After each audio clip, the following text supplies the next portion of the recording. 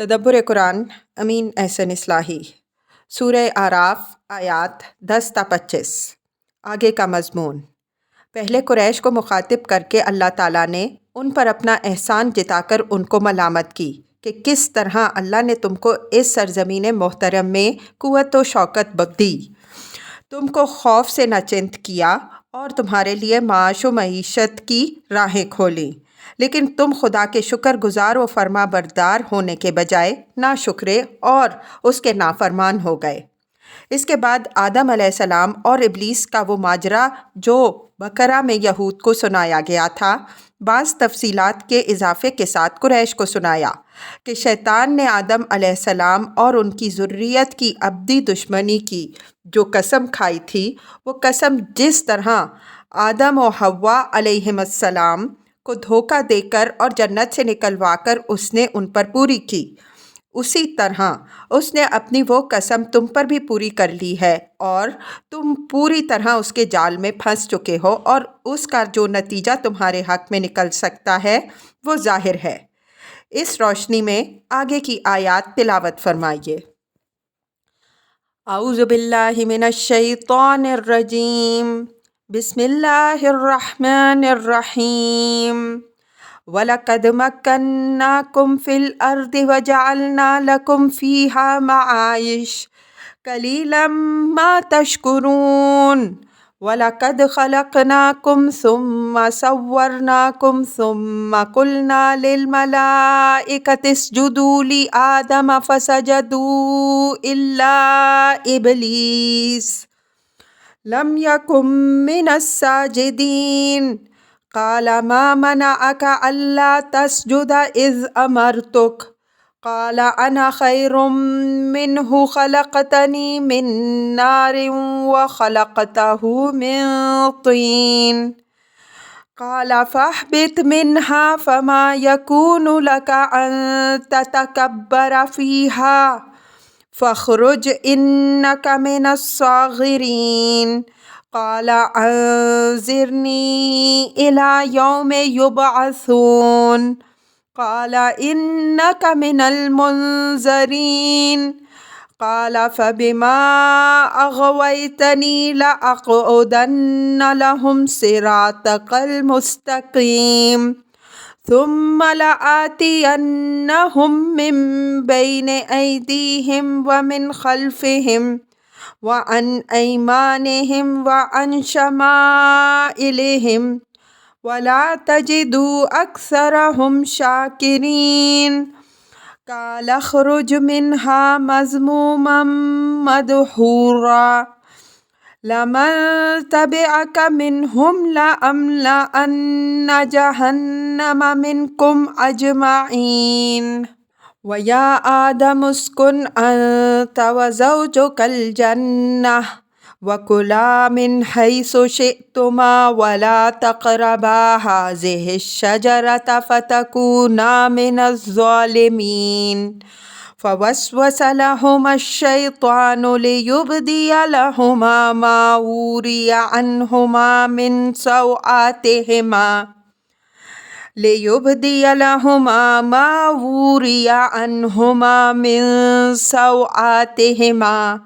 وقال ما نهاكما ربكما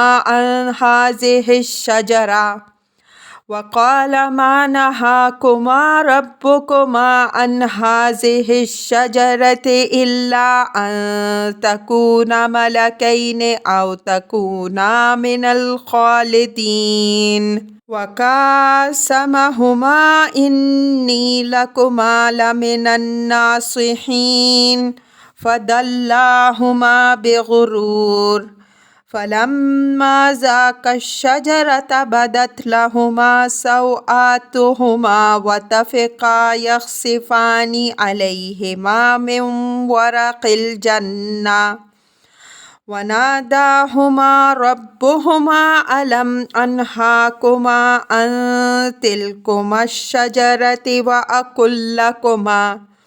وأقل لكما إن الشيطان لكما عدو مبين قالا ربنا ظلمنا انفسنا وَإِن لَّمْ تَغْفِرْ لَنَا وَتَرْحَمْنَا لَنَكُونَنَّ مِنَ الْخَاسِرِينَ قَالَ اهْبِطُوا بَعْضُكُمْ لِبَعْضٍ عَدُوٌّ وَلَكُمْ فِي الْأَرْضِ مُسْتَقَرٌّ وَمَتَاعٌ إِلَىٰ حِينٍ قَالَ فِيهَا تَحْيَوْنَ وَفِيهَا تَمُوتُونَ وَمِنْهَا تُخْرَجُونَ۔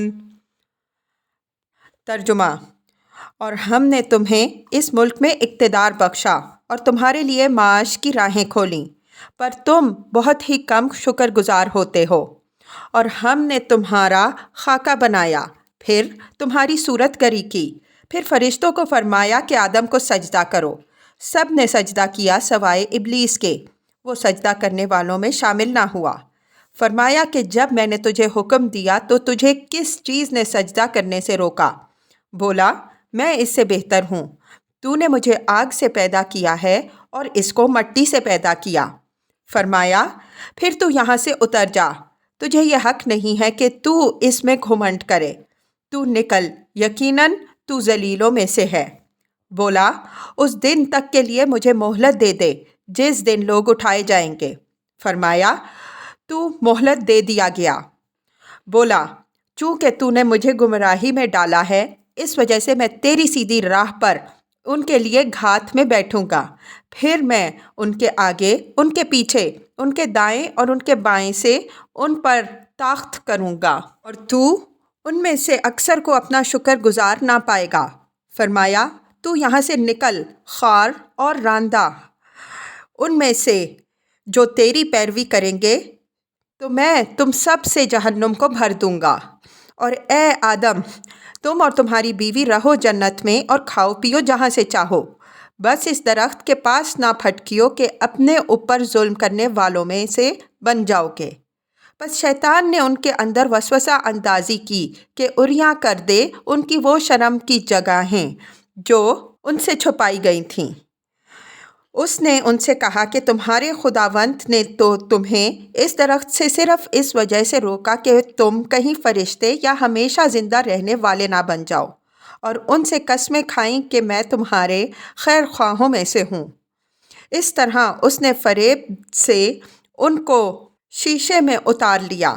بس جب انہوں نے درخت کا پھل چکھ لیا اور ان کی شرم کی جگہیں ان کے سامنے بے پردہ ہو گئیں اور وہ اپنے باغ کے پتوں سے ڈھانکنے لگے، اور ان کے رب نے ان کو آواز دی کہ کیا میں نے تمہیں اس درخت سے روکا نہیں تھا اور یہ نہیں کہا تھا کہ شیطان تمہارا کھلا ہوا دشمن ہے؟ وہ بولے، اے ہمارے رب، ہم نے اپنی جانوں پر ظلم کیا، اور اگر تو ہماری مغفرت نہ فرمائے گا اور ہم پر رحم نہ کرے گا تو ہم نامرادوں میں سے ہو جائیں گے۔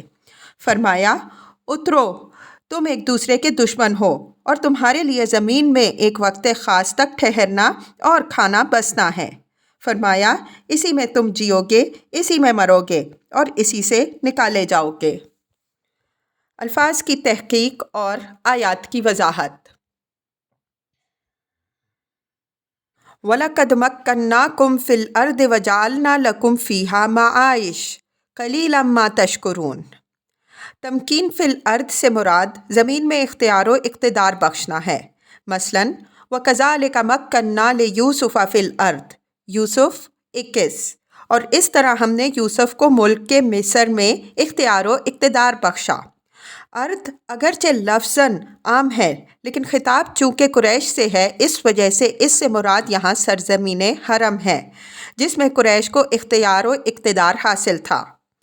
معائش سے اشارہ ان معاشی سہولتوں اور برکتوں کی طرف ہے جو ایک وادی غیر ذی زرع میں حضرت ابراہیم علیہ السلام کی دعا اور بیت اللہ کی برکت سے اہل عرب کو عموماً اور قریش کو خصوصاً حاصل ہوئی۔ قرآن میں ان برکتوں اور نعمتوں کا جگہ جگہ ذکر ہوا ہے، اور ہم تفصیل کے ساتھ بقرہ میں ان کا حوالہ دے چکے ہیں۔ سورہ قصص میں بھی ہے، وَلَمْ نُمَكِّن لَهُمْ حَرَمًا آمِنًا يُجْبَىٰ إِلَيْهِ ثَمَرَاتُ كُلِّ شَيْءٍ۔ قصص 57۔ کیا ہم نے ان کو ایک پرامن حرم میں اقتدار نہیں بخشا جس کی طرف ہر چیز کے پھل کھنچے چلے آتے ہیں؟ قلیلا ما تشکرون۔ یہ وہ اصل بات ارشاد ہوئی ہے جس کے کہنے ہی کے لیے اوپر والی آیت بطور تمہید بیان ہوئی۔ مطلب یہ ہے کہ حضرت ابراہیم علیہ السلام اور اسماعیل علیہ السلام کی دعاؤں اور بیت اللہ کے طفیل تمہیں اللہ تعالیٰ نے اس ملک میں اختیار و اقتدار کی نعمت بھی بخشی اور معاش و معیشت کی نہایت فراخ راہیں بھی کھولیں، لیکن تم سخت ناشکرے نکلے کہ تم نے اپنے پروردگار کے بجائے شیطان کی، جیسا کہ آگے تفصیل آ رہی ہے، پیروی کی، اور اس نے جن جن فتنوں میں تم کو مبتلا کرنا چاہا ہے تم ان سب میں مبتلا ہو گئے۔ وَلَقَدْ خَلَقْنَاكُمْ ثُمَّ صَوَّرْنَاكُمْ ثُمَّ قُلْنَا لِلْمَلَائِكَةِ اسْجُدُوا لِآدَمَ فَسَجَدُوا إِلَّا إِبْلِيسَ لَمْ يَكُن مِّنَ السَّاجِدِينَ قَالَ مَا مَنَعَكَ أَلَّا تَسْجُدَ إِذْ أَمَرْتُكَ قَالَ أَنَا خَيْرٌ مِّنْهُ خَلَقْتَنِي مِن نَّارٍ وَخَلَقْتَهُ مِن طِينٍ قَالَ فَاهْبِطْ مِنْهَا فَمَا يَكُونُ لَكَ أَن تَتَكَبَّرَ فِيهَا فَاخْرُجْ إِنَّكَ مِنَ الصَّاغِرِينَ قَالَ أَنظِرْنِي إِلَىٰ يَوْمِ يُبْعَثُونَ قَالَ إِنَّكَ مِنَ الْمُنظَرِينَ قَالَ فَبِمَا أَغْوَيْتَنِي لَأَقْعُدَنَّ لَهُمْ صِرَاطَكَ الْمُسْتَقِيمَ ثُمَّ لَآتِيَنَّهُم مِّن بَيْنِ أَيْدِيهِمْ وَمِنْ خَلْفِهِمْ وَعَنْ أَيْمَانِهِمْ وَعَنْ شَمَائِلِهِمْ وَلَا تَجِدُ أَكْثَرَهُمْ شَاكِرِينَ قَالَ اخْرُجْ مِنْهَا مَذْمُومًا مَدْحُورًا لِمَن تَبِعَكَ مِنْهُمْ لَأَمْلَأَنَّ جَهَنَّمَ مِنْكُمْ أَجْمَعِينَ۔ اب یہ آدم علیہ السلام اور ابلیس کا وہ ماجرا سنایا جا رہا ہے جس سے آدم اور ان کی ذریت کے ساتھ ابلیس اور اس کے ساتھیوں کی دشمنی کی تاریخ بھی سامنے آتی ہے، اس کا اصل سبب بھی واضح ہوتا ہے، اور قیامت تک کے لیے اس کو باقی رکھنے اور اولاد آدم علیہ السلام سے انتقام لینے کا شیطان نے جو عہد کر رکھا ہے اس کا بھی اظہار ہوتا ہے۔ اس قصے کو پڑھتے ہوئے وہ مقصد نکاح سے اوجھل نہ ہو جس کے لیے یہ سنایا گیا ہے۔ شیطان کو آدم علیہ السلام اور ان کی ذریت سے دشمنی اس حسد کی بنا پر ہے جو آدم علیہ السلام کی تکریم کے حکم سے اس کو لاحق ہوئی۔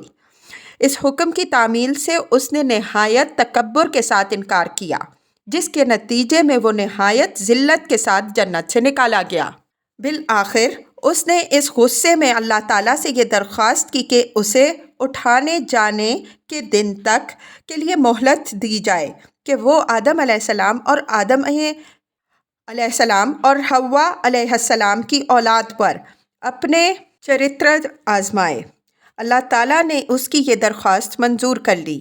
یہ درخواست منظور ہو جانے کے بعد شیطان نے اللہ تعالیٰ کو چیلنج کیا کہ میں ان کو توحید کی راہ سے برگشتہ کرنے کے لیے اپنا ایڑی چوٹی کا زور صرف کر ڈالوں گا اور ان کو اپنی تدبیروں، چالوں اور اپنے پروپیگنڈوں سے اس طرح بدحواس کر دوں گا کہ ان کی اکثریت تیری توحید کی راہ سے ہٹ جائے گی، اور یہ ثابت ہو جائے گا کہ یہ جس کو تو نے میرے اوپر فضیلت بخشی ہرگز کسی فضیلت کا سزاوار نہیں ہے۔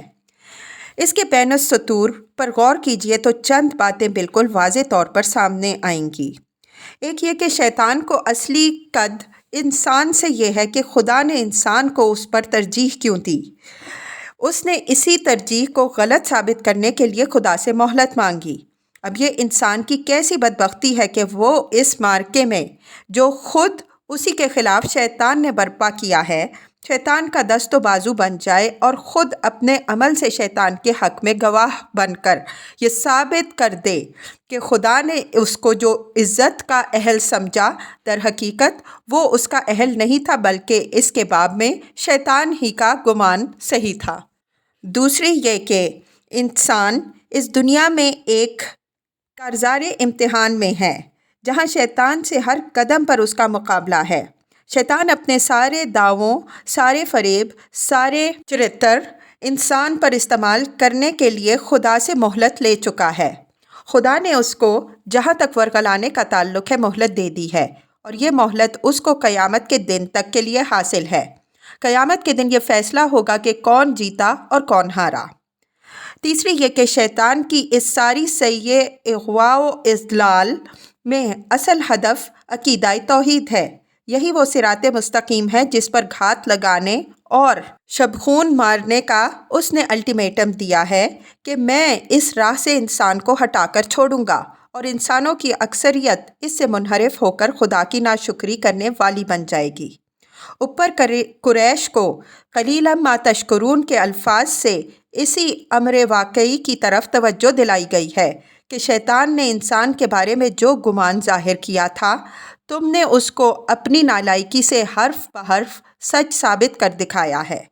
اس وجہ سے تم خود اسی انجام بد کے مستوجب بن چکے ہو جس کی خبر شیطان کے الٹیمیٹم کے جواب میں خدا نے سنا دی تھی کہ میں تجھ کو اور تیرے پیروی کرنے والوں کو جہنم میں بھر دوں گا۔ نظم کلام کے واضح ہو جانے کے بعد الفاظ اور اجزائے کلام کی وضاحت کی چندان ضرورت باقی نہیں رہی۔ ان میں سے اکثر چیزیں سورہ بقرہ کی تفسیر میں پوری وضاحت سے زیر بحث آ چکی ہیں، ان کے دہرانے میں طوالت ہوگی۔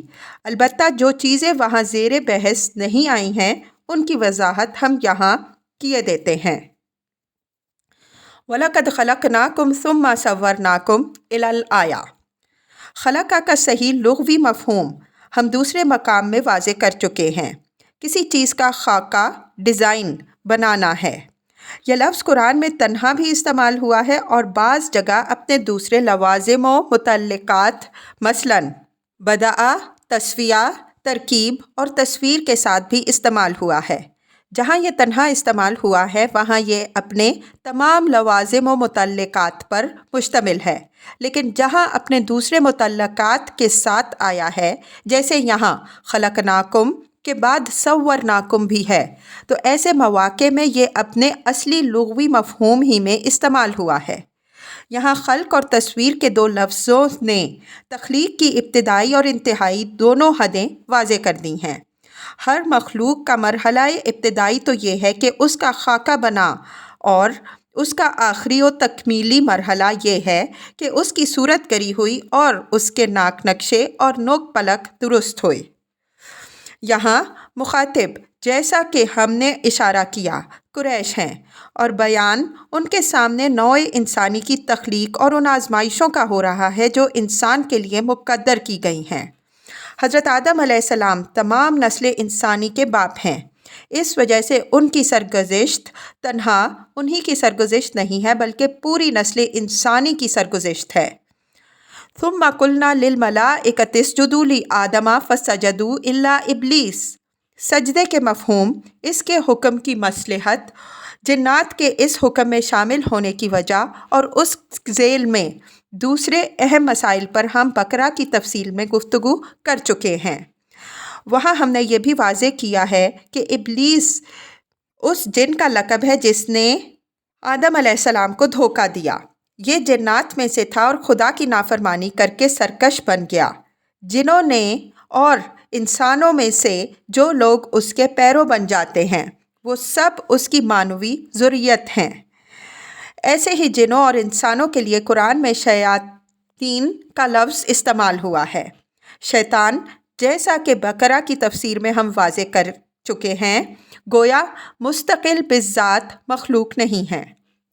قال ما منعک الا تسجد اذ امرتک، قرآن میں دوسرے مقام میں یہی بات یوں فرمائی گئی ہے، قال یا ابلیس ما منعک ان تسجد لما خلقت بیدی، صاد 75۔ فرمایا، اے ابلیس، تجھے اس چیز کو سجدہ کرنے سے کس چیز نے روکا جس کو میں نے اپنے ہاتھ سے بنایا؟ دونوں آیتوں پر غور کیجئے تو معلوم ہوگا کہ ایک جگہ ما منعک کے بعد لا ہے اور دوسری جگہ نہیں۔ اس فرق کی وجہ یہ ہے کہ ما منعک میں چونکہ خود لا کا مضمون موجود ہے، اس وجہ سے اس کے بعد اس کا لانا ضروری نہیں ہے، لیکن لائیں تو اس سے شدت نکیر کا مضمون پیدا ہو جاتا ہے۔ چنانچہ اس فقرے میں شیطان کے عدم سجدہ کی شناعت پوری طرح نمایاں کر دی گئی۔ یہ اسلوب ہماری زبان میں بھی ہے۔ از امرتک کے لفظ سے یہ بات نکلتی ہے کہ آدم علیہ السلام بجائے خود سزاوار سجدہ نہیں تھے، بلکہ خدا کے حکم کی بنا پر اس کے سزاوار ہوئے، اور ان کو سجدہ اصلاً اور حقیقتاً ان کو سجدہ نہیں تھا بلکہ خود خدا کو سجدہ تھا، اس لیے کہ یہ سجدہ اسی کے امتثال امر میں تھا۔ قال انا خیر منہ خلقتنی من نار وخلقتہ من طین۔ اس سے معلوم ہوا کہ شیطان کی سرکشی کی بنیاد اس گھمنڈ پر تھی کہ شرف و عزت کا تعلق نسل و نسب سے ہے، اور اس اعتبار سے وہ انسان سے اشرف ہے۔ وہ آگ سے پیدا ہوا ہے، آدم علیہ السلام مٹی سے پیدا ہوئے ہیں۔ قرآن نے یہاں یہ رہنمائی دی کہ شرف و عزت کو نسل اور نسب سے متعلق سمجھنے کا فلسفہ ابلیس کی ایجادات میں سے ہے، اور جہاں کہیں بھی یہ موجود ہے اسی کی وراثت کی حیثیت سے موجود ہے۔ اللہ کے ہاں جو چیز سبب عزت و سرخروئی ہے وہ صرف اللہ کے حکم کی اطاعت ہے، اس کے سوا کوئی چیز بھی خدا کے ہاں عزت پانے کا ذریعہ نہیں بن سکتی۔ قال فاہبط منہا فما یکون لک ان تتکبر فیہا الی الآیہ۔ جانتے بوجھتے خدا کے حکم سے سرکشی تکبر ہے۔ جو اس تکبر میں مبتلا ہوتا ہے وہ اپنے آپ کو خدا سے بڑا یا اس کا ہمسر ٹھہراتا ہے، جو صریحاً شرک ہے۔ کبریائی صرف خدا کے لیے زیبا ہے۔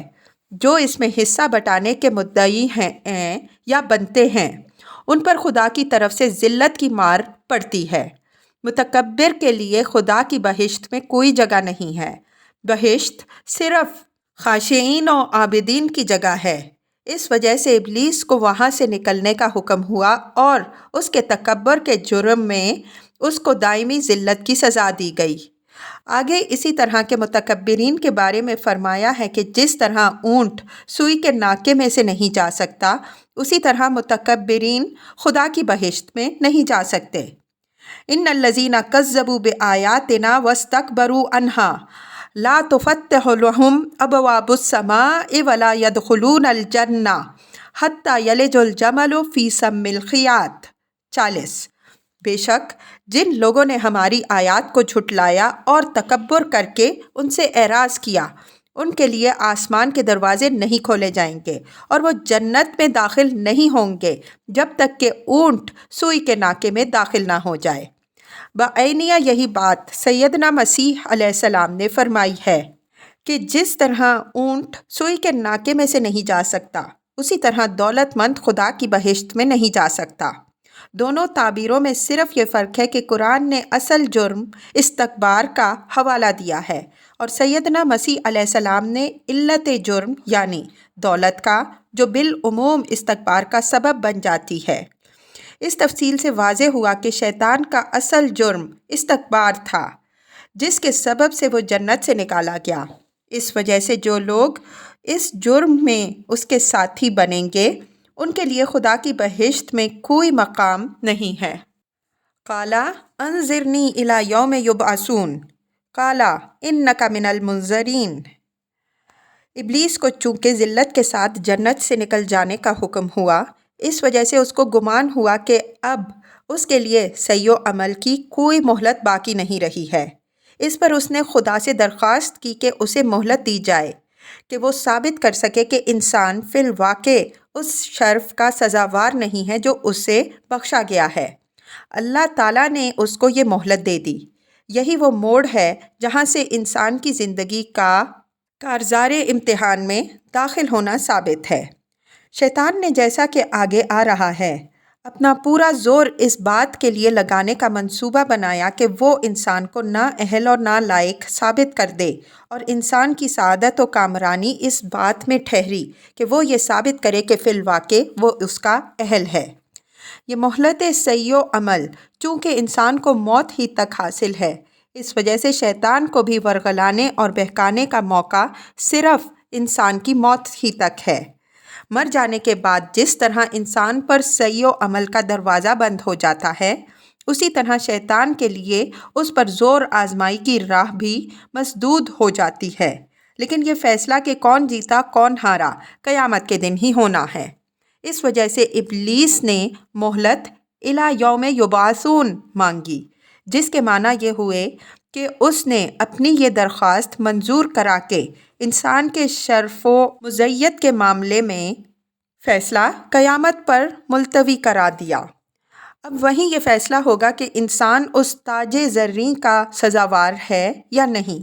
اگر وہ سزاوار ٹھہرا تو اس کے لیے جنت کی ابدی نعمتیں ہیں، ورنہ جس طرح شیطان دوزخ میں ہوگا اسی طرح انسان بھی دوزخ میں اپنا ٹھکانہ بنائے گا۔ قال فبما اغویتنی لاقعدن لہم صراطک المستقیم۔ اپنی درخواست منظور کرا لینے کے بعد یہ چیلنج ابلیس نے اللہ تعالیٰ کو دیا۔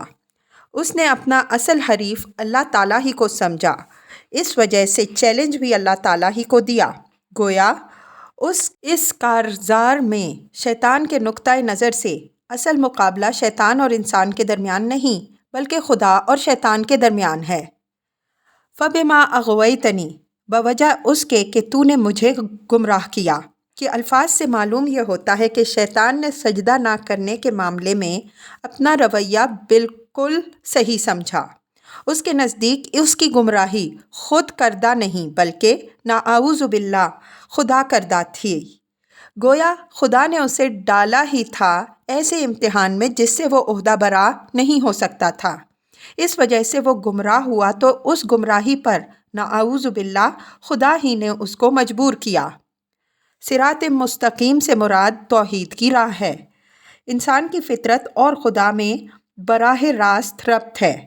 فطرت کی راہ میں غیر فطری کج پیچ نہ پیدا کر دیے جائیں تو انسان توحید کے سوا کوئی اور راہ نہیں اختیار کر سکتا۔ اس وجہ سے توحید کو قرآن میں بھی اور دوسرے آسمانی صحیفوں میں بھی صراط مستقیم سے تعبیر فرمایا گیا ہے۔ جب تک انسان اس راہ پر قائم رہتا ہے اس وقت تک وہ سست رو اور آبلا پا ہو کر بھی منزل کی طرف رواں رہتا ہے۔ اس وجہ سے دیر سویر منزل پر پہنچ ہی جاتا ہے۔ برعکس اس کے اگر وہ شرک کے کسی موڑ کی طرف مڑ جائے تو اصل منزل سے روگرداں ہو جاتا ہے، اور پھر جتنے قدم بھی وہ آگے بڑھتا ہے اس کا سفر کسی دلال بعید ہی کی راہ میں ہوتا ہے۔ یہ رمز ہے جس کے سبب سے شیطان کو انسان پر پوری فتح حاصل کرنے کا اس وقت تک موقع نہیں ملتا جب تک وہ اس کو توحید کی شاہراہ سے ہٹا کر شرک کی کسی پگڈنڈی پر نہ ڈال دے۔ چنانچہ اس نے اپنے چیلنج میں آشکارا الفاظ میں بتا دیا کہ وہ انسان کی گھات میں توحید کی راہ میں بیٹھے گا اور اس راہ سے اس کو بے راہ کرنے کی کوشش کرے گا۔ ثم لآتینہم من بین ایدیہم ومن خلفہم۔ یہ بیان ہے شیطان کے حملہ کی قوت، وسعت اور ہمہ گیری کا خود اس کی زبان سے۔ وہ ہر جہت، ہر سمت، ہر پہلو سے انسان پر حملہ کرے گا۔